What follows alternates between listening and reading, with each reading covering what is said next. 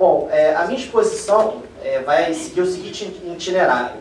Primeiro, eu vou abordar as mudanças dos paradigmas do direito regulatório e a relevância da análise do impacto regulatório para o setor elétrico em particular. Depois eu vou propor um conceito que eu chamo de abrasileirado de análise do impacto regulatório. Vou apresentar os principais métodos de análise de impacto regulatório e, grosso modo, a experiência realizada nos Estados Unidos, de forma bem breve. Depois passarei para os aspectos pontuais da Resolução 540 de 2013 da ANEEL, que disciplina a análise do impacto regulatório nesse setor. Apresentarei algumas conclusões objetivas e uma pergunta final. Pois bem, no início da década de 90, as principais questões que envolviam o exercício da função regulatória no Brasil estavam relacionadas, basicamente, à legitimidade do exercício da função normativa pelas agências reguladoras, a constitucionalidade, por exemplo, da atribuição de mandatos fixos e não coincidentes com os chefes do executivo para seus dirigentes e ao cabimento de recurso hierárquico impróprio que até hoje nos atormenta tanto para quem trabalha com regulação. Me parece que os tempos são outros. A doutrina do chamado denominado direito regulatório, se é que não se trata de uma das facetas do nosso velho direito administrativo, passa a voltar suas luzes para a qualidade da regulação. Não se questiona mais tanto se a regulação é uma função regulamentar, reflexiva, mas, na verdade, se essa modalidade de intervenção do Estado no domínio econômico atende às exigências do princípio da proporcionalidade. Nesse novo cenário, as discussões acerca do exercício da função regulatória caminham para que se possam buscar parâmetros objetivos acerca da necessidade da intervenção regulatória e da avaliação a priorística da eficiência, dos custos e da segurança jurídica na implementação dos atos regulatórios. Daí a importância desse já não tão novo instrumento da análise do impacto regulatório. Nessa perspectiva, a minha intervenção é abordar uma resolução específica da ANEEL, que é a Resolução 540 de 2003. E por que abordar essa resolução? Porque o setor elétrico é um setor estratégico para o desenvolvimento do país, isso é evidente. E não só por isso, porque o setor elétrico passou nos últimos anos por constantes crises relacionadas justamente à deficiência regulatória e à implementação dos seus marcos, novos e novíssimos marcos regulatórios do setor elétrico. Materializadas, sobretudo, e algumas pessoas aqui acompanharam isso, ao déficit de contas a compensar dos anos 80 e ao racionamento vivido pelo país em 2001. Muito bem. Nessa perspectiva, eu apresento um conceito de análise do impacto regulatório. A análise do impacto regulatório se constitui como um procedimento de racionalização dos processos decisórios do regulador, por meio do qual, são apresentados ex ante e mediante a utilização de dados empíricos as opções disponíveis à adoção de determinada regulatória. Não se trata, e isso é importante o registro, de um instrumento que visa substituir a decisão do regulador, mas de um procedimento que tem por desiderato informar o seu processo decisório. A Organização para a Cooperação do Desenvolvimento Econômico, em 95, elaborou um guia de recomendação para o exercício da qualidade da regulação, no qual o regulador deve responder a uma espécie de checklist, antes da edição da norma regulatória. Primeiro, se o problema a ser regulado está claramente definido, a ser investigado. Se a ação estatal é justificada. Se a regulação seria a melhor forma de ação governamental. Se os benefícios da regulação justificam os seus custos. E se todas as partes interessadas tiveram a oportunidade de apresentar suas sugestões e considerações acerca de uma proposta regulatória. A maior parte dos autores pátrios aborda a temática da análise do impacto regulatório com base nessas diretrizes da OCDE. A minha proposta aqui, de forma modesta, é abrasileirar um pouco esse conceito de análise do impacto regulatório e apontar um conceito baseado e à luz do nosso ordenamento jurídico pátrio. Muito bem. Nessa obra coletiva que foi lançada ontem na Fundação Getúlio Vargas sobre o direito da energia elétrica, coordenado pelo professor Fábio Amorim, na qual a professora Patrícia também está presente, não estou ganhando nada pela venda do livro, hein? O livro é coordenado pelo Flávio. Eu apresentei o seguinte conceito de análise do impacto regulatório. Trata-se de um procedimento administrativo participativo, aberto às contribuições do setor regulado, que, por meio de análises consequencialistas de dados empíricos, os quais serão utilizados para a aferição dos efeitos exógenos e endógenos de determinada regulação, visa conferir racionalidade aos motivos dos atos administrativos produzidos pelo regulador. Destrinchando um pouco esse conceito abrasileirado. É um procedimento administrativo porque se configura como uma sucessão encadeada de atos, manifestações técnicas, consultas e audiências públicas. É participativo porque, para sua validade, deve contar com a participação do setor regulado e as contribuições na formulação de determinada proposta. É consequencialista porque impõe ao regulador a avaliação dos impactos econômicos e sociais de determinada proposta regulatória. Confere racionalidades aos motivos dos atos regulatórios na medida em que confere substratos fáticos e jurídicos para a sua edição. Daí porque, com base nesse conceito abrasileirado, eu defendi que, caso seja realizado o procedimento de análise do impacto regulatório, o regulador, considerando a teoria dos motivos determinantes, se vinculará aos motivos apresentados nesse procedimento, não podendo alterá-los, sob pena de um ato administrativo produzido restar maculado por vícios de legalidade na forma do artigo 2º, parágrafo único D, da Lei 4717, que disciplina a ação popular. Pois bem, a doutrina costuma apresentar 3 principais métodos para o desenvolvimento da análise do impacto regulatório. O método da análise custo-benefício, da análise custo-efetividade e análises parciais. O método da análise custo-benefício se configura como um método por meio do qual o regulador deve levar em consideração todos os custos e benefícios envolvidos na regulação proposta, ainda que esses custos não possam ser aferidos economicamente. Significa dizer que o regulador deve aferir os custos diretos e indiretos que serão suportados após a edição de determinada proposta regulatória, o que envolve tanto custos de execução e monitoramento da medida regulatória. O método da análise custo-efetividade, por sua vez, consiste em uma ferramenta que compara políticas públicas e programas de governo, a fim de indicar qual a forma mais adequada para que seja alcançado um resultado ao menor custo.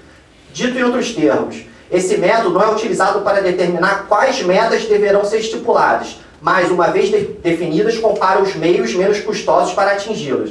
Em termos mais coloquiais, a análise de custo-benefício ajuda o regulador a decidir o que fazer, ao passo que a análise de custo-efetividade ajuda o regulador a resolver como fazer. Por fim, quanto à amplitude, a doutrina costuma dividir em 2 modalidades, a análise do impacto global e a análise do impacto parcial. A primeira está relacionada à mensuração de todos os impactos econômicos e setoriais da regulação.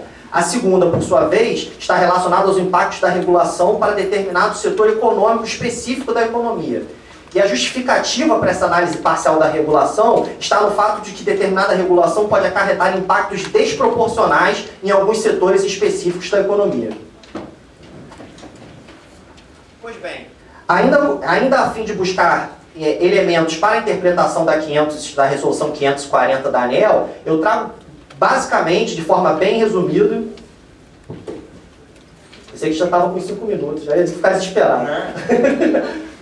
Trago de forma bem resumida o procedimento de análise de impacto regulatório dos Estados Unidos. A doutrina não costuma considerar esse procedimento concentrado na chefia do Executivo, porque, num primeiro momento, a análise de impacto regulatório é realizada pela própria agência, sendo posteriormente remetida à aprovação do Office of Information and Regulatory Affairs, ou seja, do OIRA. Trata-se praticamente, salvo raras exceções, e existem algumas exceções, de uma espécie de revisão, ou seja, a análise é realizada no âmbito da agência e depois revista por um órgão técnico e não político. Ainda no âmbito do procedimento de análise do impacto regulatório dos Estados Unidos, ela é realizada em 2 fases. Na primeira, ocorre uma avaliação preliminar, por meio da qual se identificam quais propostas serão submetidas ao procedimento de análise do impacto regulatório. Naquele país se utiliza um critério meramente econômico, de 100 milhões de dólares por ano. Após essa primeira análise preliminar, é realizada uma segunda análise, dessa forma uma análise mais completa, na qual se analisa o custo-benefício da proposta. Me parece que uma análise que considere só aspectos econômicos talvez não esteja tão em consonância com o ordenamento jurídico pátrio, na medida em que temos outros valores na Constituição que também devem ser ponderados no exercício da análise do impacto regulatório. Bom, passado esse breve introito acerca da análise do impacto regulatório, eu queria analisar com vocês alguns pontos da Resolução 540 de 2003 da ANEEL. dessa resolução determina ser obrigatória a realização de análise do impacto regulatório previamente à expedição de qualquer ato normativo da ANEEL. Tal dispositivo ele não se coaduna com a experiência estadunidense que eu acabei de apresentar e nem muito menos com o ordenamento jurídico pátrio. Isso porque, segundo as melhores práticas de análise do impacto regulatório, devem ser determinadas alguns critérios qualitativos e quantitativos que irão definir como uma proposta deverá ou não ser submetida a esse procedimento. Trata-se dos chamados testes de limiar, por meio dos quais se avaliam se os benefícios líquidos desse procedimento superam os custos inerentes à sua realização. Até mesmo porque existem determinadas propostas regulatórias que não justificariam que a ANEEL suportasse os custos desse procedimento. Cito como exemplo aquelas propostas que tenham por objetivo disciplinar o funcionamento interno da agência ou as que não afetem direto ou indiretamente o interesse dos agentes regulados. Do contrário, a análise do impacto regulatório se tornará mais uma etapa burocrática e custosa no processo regulatório, em violação aos postulados da eficiência e da economicidade que orientam a administração pública. Exemplo salutar nesse sentido foi a Resolução Colegiada 52 de 2003 da Ancine. Tem alguém da Ancine aqui? Se for, não vai falar. Bom, a Ancine... Eu não tinha notícia de como a Ancine vinha exercendo a sua função regulatória, né, de que forma. Mas ela fez uma ótima resolução sobre a análise do impacto regulatório.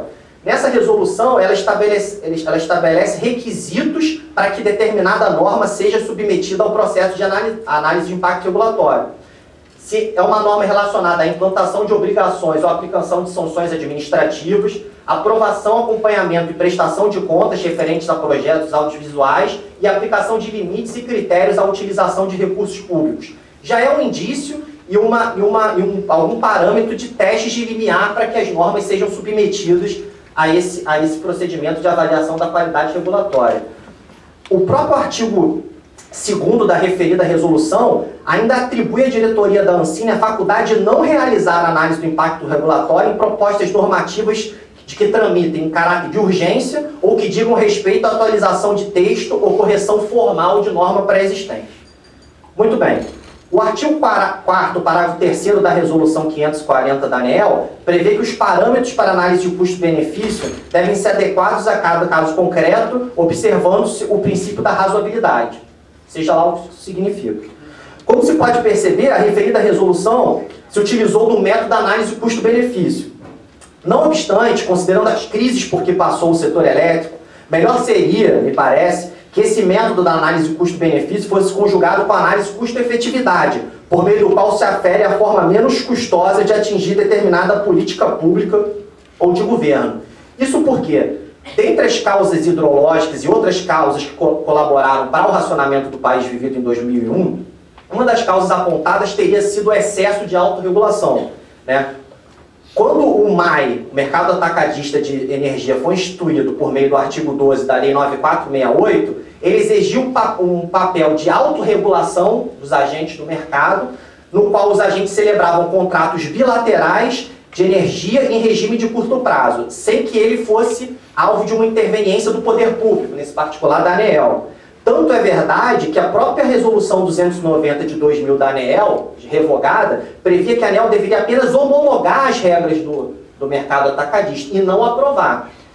Isso foi uma coisa que foi sendo alterada, não só quando o MAE foi substituído pela Câmara de Comercialização de Energia, que é totalmente regulada e se submete às diretrizes da ANEEL, tanto que cabe recurso das decisões da Câmara de Comercialização para a ANEEL, quando o MAE passou, por meio da Lei 10433 de 2012, a não só se personificar numa pessoa jurídica específica, como subordinar a aprovação da sua convenção de comercialização à aprovação da ANEEL e não mais tão somente a sua homologação. Foi o que ocorreu por meio da resolução revogada também já de 73 de 2002.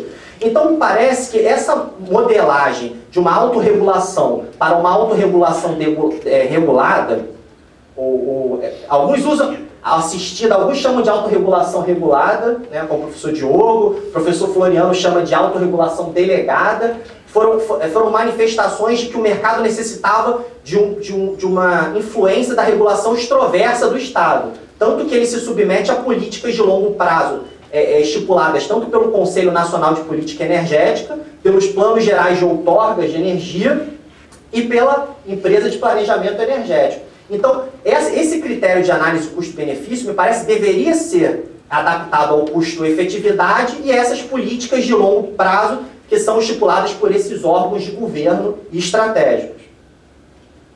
Quanto tempo tem, amigo? Está ótimo. Bom, o artigo 4º da referida resolução prevê alguns aspectos que deverão estar previstos para a análise do impacto regulatório. A identificação do problema que se pode solucionar, as justificativas para a possível necessidade de intervenção da agência, objetivos desejados com a interveniência regulatória, prazo para o início da vigência das alterações propostas, análise dos impactos das opções consideradas e da opção eleita, identificação de eventuais alterações e identificação de formas de acompanhamento dos resultados decorrentes desse novo regulamento. Como se pode extrair dos incisos desse dispositivo, essa resolução da ANEEL adotou a metodologia de análise global, isto é, considerando os impactos da regulação em todos os segmentos do setor elétrico. Não obstante, eu entendo que melhor seria que tivesse adotado um viés de análise parcial, respeitando as peculiaridades dos segmentos de geração, transmissão, distribuição e comercialização, e que depois que fosse analisada essas especificidades setoriais de cada segmento, essa análise parcial pudesse, sim, ser incorporada a uma análise global. Isso porque, no setor elétrico, todos sabemos, os segmentos de geração, transmissão e distribuição foram objetos, como já ressaltado pela professora Patrícia, de desverticalização. Né? Ou seja, eles foram desempacotados. Para quê? Para que fosse estipulada a concorrência onde ela fosse possível. Isso fez nascer... essa simetria regulatória fez com que os segmentos de distribuição e de transmissão, que eram considerados monopólios naturais, fossem regulados no regime jurídico dos serviços públicos, ao passo que os segmentos de geração e de comercialização passaram a ser regulados como atividades econômicas reguladas, abertas à livre concorrência. Os serviços públicos continuaram sendo prestados no regime de concessão de serviço público, ao passo que as atividades econômicas reguladas são prestadas, ainda existem contratos de concessão de geração por produtores independentes de energia e por autoprodutores de energia na forma dos artigos 14 e 18 da 9.074. Esses segmentos, então, esses segmentos de geração que foram abertos à competição, eles não se submetem a um contrato de concessão típico, mas o título habilitante da autorização. Mas é evidente que não se trata da autorização típica do direito administrativo, por meio da qual o poder público, no exercício da função extroversa de polícia administrativa, faculta aos particulares, a título precário, o exercício de determinada atividade. Essa autorização sofreu profundas alterações com a incorporação dos conceitos de serviço de interesse econômico geral da União Europeia e das public utilities dos Estados Unidos, de modo que elas passaram a resguardar relações mais estáveis e diversamente de relações relacionadas tão somente à tranquilidade e à segurança e à salubridade dos cidadãos, passando à disciplina de atividades econômicas de interesse coletivo, como nos ensinou o professor Eduardo Garcia de Terria, hoje homenageado. São atividades de relevante interesse coletivo que, em razão dos seus efeitos sistêmicos, demandam uma regulação muito mais abrangente do que o simples controle de direitos. Daí porque eu entendo que essa norma regulatória deveria considerar também essa simetria regulatória instituída no setor elétrico a partir de 1995. Muito bem. O artigo 5º da referida norma diz que deverá ser submetida à audiência pública em conjunto com o ato normativo. Mas essa norma ela não disciplina como será levada a efeito essa audiência pública. Me parece que, numa interpretação sistemática, ela seguirá o rito da Resolução 273 de 2007 da ANEEL, que dispõe sobre os procedimentos para o funcionamento e a ordem de trabalhos decisórios da ANEEL.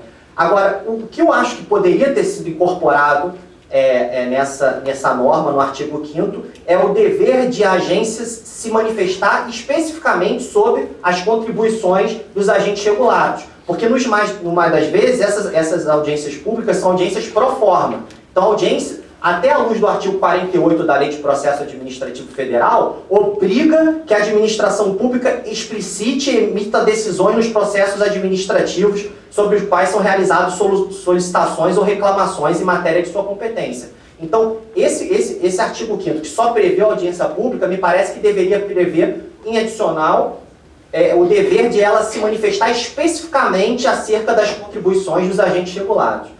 Uma outra questão que me passou também, que deveria ter sido incluída nessa disciplina da audiência pública na resolução, é que ela deveria franquear a participação não só dos agentes regulados, mas a depender das hipóteses do operador nacional do sistema de energia e da própria empresa de planejamento energético, que são entidades que poderiam contribuir com informações relevantes à luz do planejamento setorial pelo qual o setor elétrico vem sendo regulado.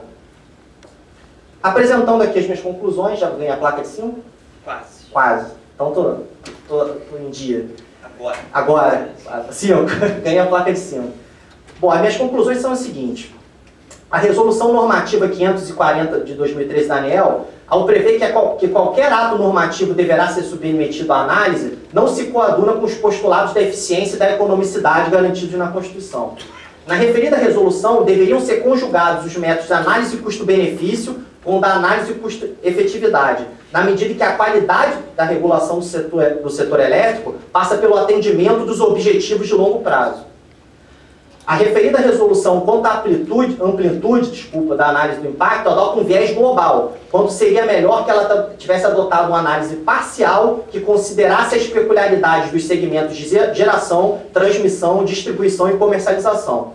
O Instituto da Audiência Pública previsto nessa resolução poderia ser aperfeiçoado, de sorte não só a obrigar a agência a se manifestar acerca das contribuições dos agentes regulados, como a franquear a participação de outros agentes importantíssimos no setor, como a ANS e como a empresa de planejamento energético. Uma pergunta final. O processo de regulação no Brasil, o sucesso da regulação do Brasil está relacionado às constantes alterações de marcos regulatórios, como ocorreu no setor elétrico, ou no aperfeiçoamento da qualidade dos que já estão em vigor? Notícia do Globo, de julho desse ano, dá conta de que a gente não escapa de um aumento médio de 30% no ano que vem na prestação dos serviços de energia. Para os clientes de algumas distribuidoras pode até ser mais, para outras menos. Então, essa pergunta eu deixo cada um de vocês virem a responder. Muito obrigado.